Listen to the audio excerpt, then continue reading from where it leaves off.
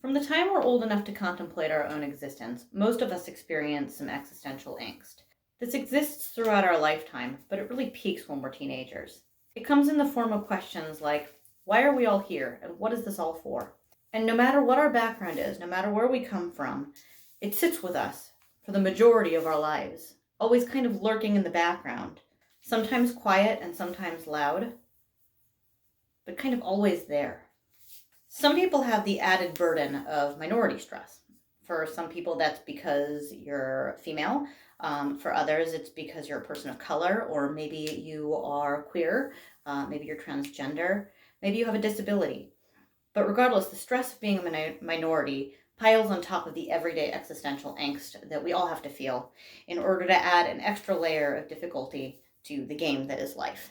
4 years ago, Donald Trump made a statement. Well, he made a series of statements, but what they all amounted to is that certain people's lives matter more than other people's lives. And then the voting population of the United States, thanks to the Electoral College, also made a statement that they agreed with and liked those comments, and that they placed more value on some people's lives than others. In March of 2020, the COVID-19 pandemic came to our country. Certain groups were hit proportionally harder than other groups, but nobody went untouched. All of us had to change the way that we live our lives. We had to wear masks when we went in public. We had to limit contact with people outside our households. Many of us suddenly went to working remotely. A lot of people lost their childcare. And it's safe to say that this took a toll on a lot of people. It's still taking a toll on most people. In fact, it took such a toll that the phrase pandemic fatigue has now become part of our common vernacular. In June, George Floyd was killed by police officers. He was not the first unarmed black man caught on video being killed by police, and sadly, he's not been the last. But for some reason, he was the tipping point. Protests erupted across the country, and people started tuning into the importance of the Black Lives Matter movement. While this was beautiful in many ways, it also exposed the dark underbelly of the counter-protest movement, which sometimes came in the form of people being violent and then blaming it on the Black Lives Matter protesters. Stores boarded up their windows. People were afraid, but at least people were learning and paying attention. On top of this, you probably have things going on in your own life. Maybe you ended a relationship or are thinking about ending a relationship. Maybe you're thinking about changing careers. Maybe one of your friendships that you've had for a long time just isn't the same as it used to be. But regardless, it piles up.